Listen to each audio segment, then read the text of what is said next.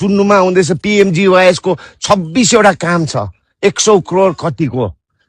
IGGF ले भन्छौ जुन जुन गाउँमा यो काम हुँदैछ त्यो गाउँलेहरूले सबैलाई, जो कन्ट्र्याक्टर पाउँछ नि गाउँलेहरूले सबै नौमती बाजा बुढो भन्दा IGGF पार्टीले दिन्छ नौमती बाजा हैन। त्यो कन्ट्र्याक्टरलाई बेहुला जस्तो भित्राउनु, अनि त्यो कन्ट्र्याक्टरलाई भन्नु कुनै नेतालाई पैसा दिनु पर्दैन, तपाईले पैसा दियो भने चाहिँ IGGF पार्टीले चिफ मिनिस्टरलाई खबर गर्छ कि यो नेताले PMGYS मा पैसा र काम बाँडेर कमिसन गर्दैछ भनेर है। राम्रो काम हुनुपर्छ। अनि त्यो गाउँले IGGF पार्टीले निरीक्षण गर्नुपर्छ। त्यो गरिबको लागि आएको बाटो PMGYS भनेको 5 साल 10 सालसम्म ग्यारेन्टी हुन्छ।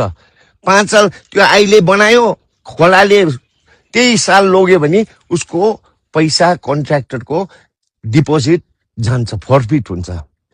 एकताल PMGYS को बाटो बन्यो भने 5 साल 10 सालसम्म बस्नुपर्छ। यो नयाँ सरकारमा हाम्रो आशा छ। तर पुरानै प्रकारको आफ्नो पार्टीलाई मात्रै त्यो गाउँ IGGF ले यति भोट पाएको त्यहाँ बाटो नगोस्, त्यहाँ विमल गुरुङको गाउँको मान्छेहरूले भोट दिएन त्यहाँ नजाओस्, यस्तो खाले भेदभाव भयो भने चाहिँ हामी चाहिँ चुप लाएर बस्दैन।